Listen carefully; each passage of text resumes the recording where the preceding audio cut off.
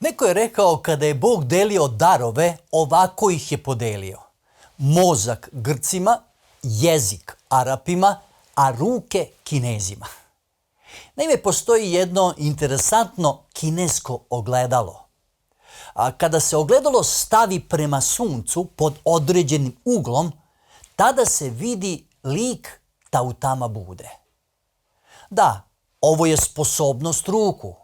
Međutim, odakle mudrost, jezik, ruke? Bog je ugradio i dao čoveku i mudrost i sposobnosti, ali i ljubav. Zato moraju nas obasjati zraci sa neba od Stvoritelja. Psalam 19.1 kaže: nebesa kazuju slavu Božju i dela ruku njegovih glasi svod nebeski. Svemir otkriva Božju silu i mudrost. Međutim, čovek je mnogo puta tvrdoglav. Da vas podsjetim na jedan događaj. Mojsije čuva stado svog tasta Jotora u Madijanu. I onda vidi jednu neverovatnu pojavu gde grm gori i gori i ne sagoreva. Ide da vidi. Tada mu Bog progovara i šalje ga u Egipat. Dolazi pred faraona i prenosi mu Božju poruku. Da li je poslušao? Ne. Šta tada Bog čini? Dolazi prvo zlo, pretvaranje vode u krv. Da li je poslušao? Ne. Drugo čudo, žabe po svoj zemlji. Da li je sada poslušao? Ne. Naredno čudo, vaši. Da li je ovoga puta poslušao? Ponovo ne. Čitamo u 2. Mojsijevoj knjizi 8.19. I rekoše vračari faraonu: ovo je prst Božji, ali opet otvrdnu srce faraonu, te ih ne posluša kao što beše kazao Gospod.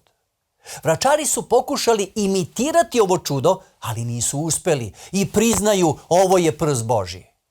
A faraon ne posluša. Na kraju ih je pustio jer se Božja ruka umešala. Koliko puta? 10. Zar je moralo toliko da bude? Kada ih je pustio? Tek kada je izgubio sina. Međutim, faraon je i dalje tvrdoglav i šalje vojsku za izraelskim robovima. Božja ruka se umešala, svi su potopljeni u Crvenom moru, čak i sam faraon. Idemo na drugi događaj. Navuhodonosor, vavilonski car, je dobio Božju poruku na neobičan način. Naime, on sanja san u kome je jedan lik koji se sastoji od metala, zlatna glava, srebrna prsa, bakarna bedra, gvozdene noge, stopala pomešana gvožđe i glina. I na taj način Bog mu daje do znanja da je njegovo carstvo prvo, ali da će iza njega doći još 3 carstva. A on ipak pravi lik sav od zlata. I on se kao i faraon pokazao tvrdoglav. Da, bacio je u peć one koji nisu želi da se poklone tom zlatnom liku, ali Božja ruka se ponovo umešala. Isto tako medopersijski car Darije je tvrdoglav. Zna da su Danila iz zavisti osudili, a baca ga u jamu sa lavovima. Još jednom se Božja ruka umešala.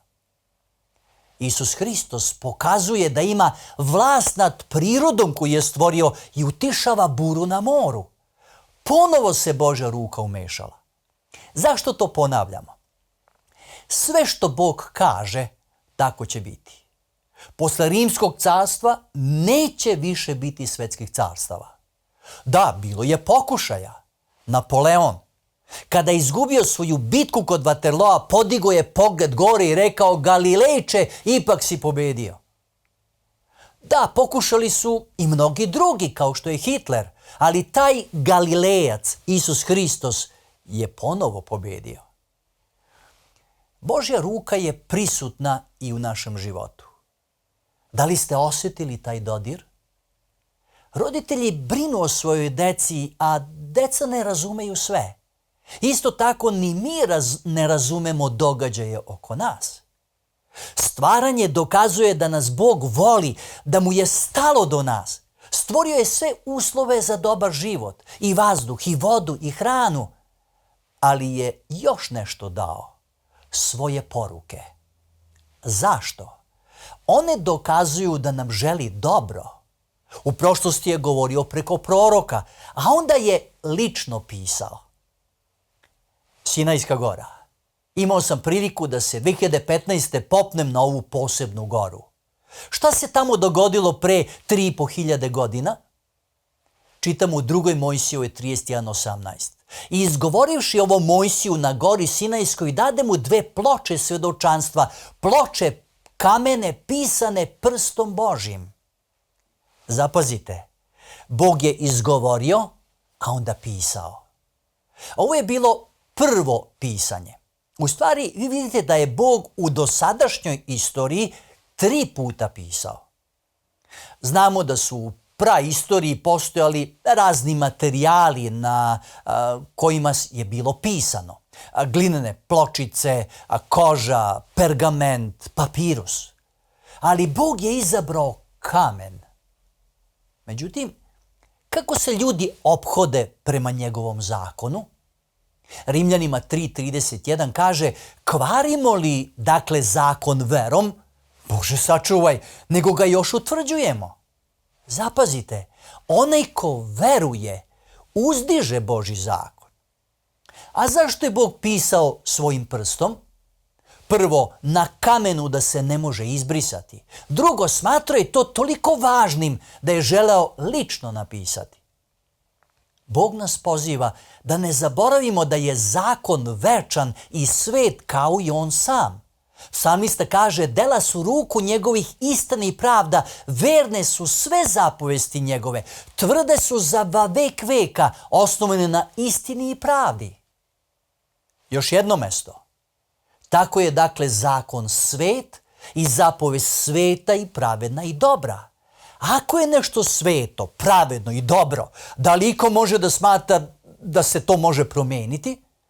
Naravno da ne. To je nemoguće. Drugo pisanje Božjim prstom. Idemo u Vavilon. Prvo svetsko carstvo. Upoznali smo Navuhodonosora, a iza njega je došao Nabonid, zatim posljednji vavilonski vladar Valtasar. On je najtvrdoglaviji. Iako je imao priliku da čuje od svoje bake o tome kako je prošao njegov deda, on čini nerazumne stvari. Iako zna da će biti drugog svetskog carstva i da je vojska Miđana i Persijanaca oko grada, on provodi noć prkosa, pravi pijanku za 1000 svojih knezova, orgije, ali nije mu to bilo dosta. Naredio je da donesu 7-kraki svećnjak koji je njegov deda doneo iz Jerusalima i još i to da su počeli da piju iz zlatnih sudova koje se služilo u hramu za bogosluženje. Bili su to Božji sveti sudovi. A menora, svetokraki svećnjak, je obasjavao celu tu dvoranu. Da, grad je izgledao neosvojiv.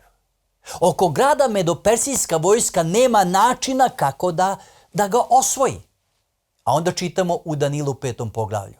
I car Valtasar učini veliku gozbu 1000 knezova svojih i pijaše vino pred 1000 njih. Napiju se vina, Valtasar zapovedi da se donesu sudovi zlatni i srebrni koje beše odneo Navuhodonosor, otac mu iz crkve Jerusalimske, da iz njih piju car i knezovi mu i žene njegove i inoče njegove. I donesoše zlatne sudove koje behu odneli iz crkve doma gospodnjeg u Jerusalim i pijahu iz njih car i knezovi njegovi i žene njegove i inoče njegove. Pijahu vino i hvaljahu bogove zlatne i srebrne i bronzane i drvene i kamene. U taj čas iziđoše prsti ruke čovečje i pisahu prema svećnjaku po okrečenom zidu od carskog dvora i car vide ruku koja pisaše. Koga su hvalili? Bogove. Kakve? Zlatne, srebrne, bronzane, drvene, kamene. Šta se tada dogodilo? Ruka piše po zidu. Šta je pisala? Kakva je bila poruka? Neobična ruka. Neobične reči. Mene, tekel u farsin.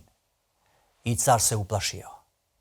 Danilo kaže, tada se promeni lice caru, misli se njegove uznemiriše, pojas se oko njegova raspasa, kolena mu udarahu jedno u drugo. Tada pristupiše svi mudraci carevi, ali ne mogoše pročitati pisma, niti kazati caru šta znači. Strah, stalo je veselje, niko ne razume ove reči. I onda zovu Danila. I Danilo kaže, a ovo je pismo pisano mene tekel u farsin. A ovo znače te reči. Mene broje Bog tvoje carstvo i do kraja izbrojao. Tekel, izmeren si na merilima i našao si se zlak. Feres, a razdaljeno je carstvo tvoje i dano Midijanima i Persijanima. Evo kako su Miđani i Persijanci ušli u grad. Kroz korito reke. Kako to znamo? U Britanskom muzeju u Londonu postoji jedan kameni cilindar. To je Kirov cilindar na kojem je isklesan zapis u načinu na koji je Kir osvojio naizgled neosvojiv Vavilon. Bio je to dan suda za Vavilon, za Valtasara. Da li samo za njih?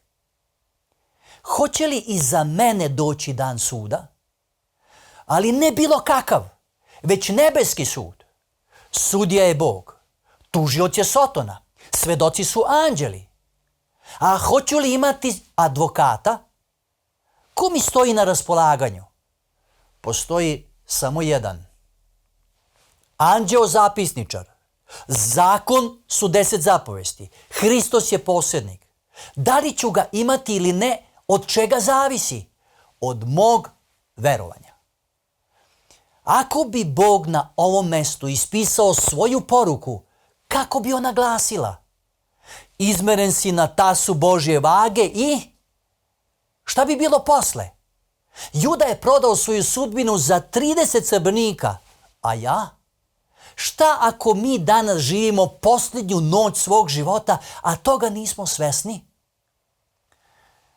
Ovo je jedan prelepi gradić u Vojvodini. Zove se Sombor. A živeo sam u njemu 3 godine. Predivan grad. Ali postoji jedna interesantnost u njemu. To je ova zgrada. U stvari, neobično je ono što se nalazi na njoj. Jer istorija kaže ovako. Sa južne i istočne strane zgrade od kraja 18. veka nalazi se pijaca koja je 1820. godine ograđena jakim kovanim lancima. Od tog vremena među Somborcima za pijacu ustaljen je naziv pijaca u lancima. Na južnoj fasadi nekadašnjeg samostana nalazi se sunčani sad sa svojim opominjućim natpisom na srpskom i mađarskom jeziku. Jedan ti je od ovih posljednjih. Sunčani sad nastao je 1852. godine na inicijativu Jovana Čokora, tadašnjeg profesora i upravnika učiteljske škole. Ovaj obrazovni čovjek je bio teške naravi i surovo je kažnjavao svoje učenike, što je izazivalo đačke pobune, te je morao da napusti Sombor. Želeo je da za sobom ostavi vidan trag, a pošto se bavio astronomijom, dao je da se načini ovaj sad koji i danas privlači pažnju. Jedan ti je od ovih posljednji. Jedan od ovih je i tvoj posljednji. Ima ih samo 12. Jednom će se kazaljka života zaustaviti. Ali ne mora značiti da će se to dogoditi u starosti. Zoran Salonski, mladić koga sam poznavao, je pao s motora i poginuo. Đuro Bujak na mašini. Gabriel Terečik udario ga je auto od pozadi. David Maljik, moj sin, je stradao, imao je 21 godinu. Jedan ti je od ovih posljednji. Kakva će biti presuda nebeskog suda? Treće pisanje Božjim prstom. Ovo pisanje je bilo od strane Isusa i to na prašini. A zašto? Čitamo Jovan 8 od 3 do 8. A književnici i fariseji dovedoše k njemu ženu uhvaćenu u preljubi i postaviše je na sredu. Rekoše mu, učitelju, ova je žena uhvaćena sad u preljubi. A Mojsije nam u zakonu zapovedi da takve kamenjem ubijamo. A ti šta veliš? Ovo pak rekoše kušajući ga da bi ga imali zašto okriviti. A Isus saže se dole i pisaše prstom po zemlji, ne gledajući na njih. A kad ga jednako pitahu, ispravi se i reče im, koji je među vama bez grijeha, neka najpre baci kamen na nju. Pa se opet saže dole i pisaše po zemlji. Do sada smo vidjeli božansko pisanje na kamenu, na zidu, a sada na podu u prašini. I 9. tekst nastavlja, a kad oni to čuše i pokarani budući od svoje savesti, izlažahu jedan za drugim, počevši od starešina do posljednjih, i ostaje Isus sam i žena stojeći na sredi. Šta je Isus pisao? Ne znamo. Izveštaj Svetog pisma kaže pokarani, a to znači greh. Čitamo 10. i 11. A kad se Isus ispravi i ne videvši ni jednog do samu ženu, reče joj, ženo, gde su oni što te tužahu? Nijedan te ne osudi? A ona reče, nijedan, Gospode. A Isus joj reče, ni ja te ne osuđujem, idi i ocele više ne greši. Šta čini Isus? Prašta. Prašina je vremenom bila oduvana, pogašena, očišćena. 3 ispisane poruke. Prvo na kamenu, zakon, odnosno Božja volja. Drugo na zidu, o osudi da bi razbilo uverenje o ljudskoj sigurnosti. Treće na zemlji, grehe oni koji su spremni da promene svoj život, idu za Isusom. Međutim, postoji još jedna podloga. 2. Korinćanima 3, 2 i 3. Jeste vi naša poslanica napisana u srcima našim, koju poznaju i čitaju svi ljudi, koji ste se pokazali da ste poslanica Hristova, koju smo mi služeći napisali ne mastilom, nego duhom Boga živoga, ne na kamenim daskama, nego na mesnim daskama srca. A laser ispisuje CD. Na USB čak ni ne vidite trag pisanja, ali Bog želi danas da ispiše svoj zakon. Gde? Psalmista kaže, hoću činiti volju tvoju, Bože moj, i zakon je tvoj meni u srcu. Nikodim, jevrejski knez, dolazi noću da ga niko ne vidi i sreće se sa Isusom Hristom. Započinje razgovor. Iako Nikodim počinje sa slavopojkama o Isusu, Isus ga poziva na novorođenje. Šta to znači? Rimljanima 12. poglavlje kaže, molim vas, dakle, braćo, milosti Božje radi, da date telesa svoja u žrtvu živu, svetu, ugodnu Bogu, to da bude vaše duhovno bogomolstvo. I ne vladajte se prema ovom veku, nego se promenite obnovljenjem uma svog, da biste mogli kušati koja je dobra, savršena volja Božja. Ovo je poziv na promenu. Ne živeti po svojoj volji, nego po Božjoj. Isaija 55. poglavlje beleži, tražite Gospoda dok se može naći, prizivajte ga dokle je blizu. Isus nas zove i prima. Možda moramo proći kroz neko naše crveno more ili kroz neku našu ognjenu peć, a onda ćemo se sresti sa rukom nebeskog Oca. Da li smo spremni da dozvolimo Bogu da napravi transplantaciju našeg srca? Jezekilja je zabeležio. I daću vam novo srce, i nov ću duh metnuti u vas, izvadit ću kameno srce iz tela vašeg i daću vam srce mesno. I duh svoj metnuću u vas i učinit ću da hodite po mojim uredbama i zakone moje da držite i izvršujete. Nije važno kako je bilo. Bog želi da nam oprosti. A zatim želi da upiše svoj zakon u nas. O tome govori sljedeći tekst. Ovo je zavet koji ću načiniti s njima posle onih dana, govori Gospod. Daću zakone svoje u srca njihova i u mislima njihovim napisat ću ih. I grehe njihove i bezakonja njihova neću više spominjati.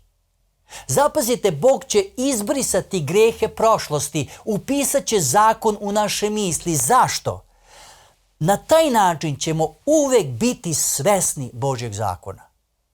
Međutim, još u jednom u budućnosti Bog će pisati. Šta i gde? Otkrivenje 22.4. I gledat će lice njegovo i ime njegovo bit će na čelima njihovim. Predivno! Posljednja Božja ispisana poruka, Božjim prstom, njegovo ime na njegovoj deci.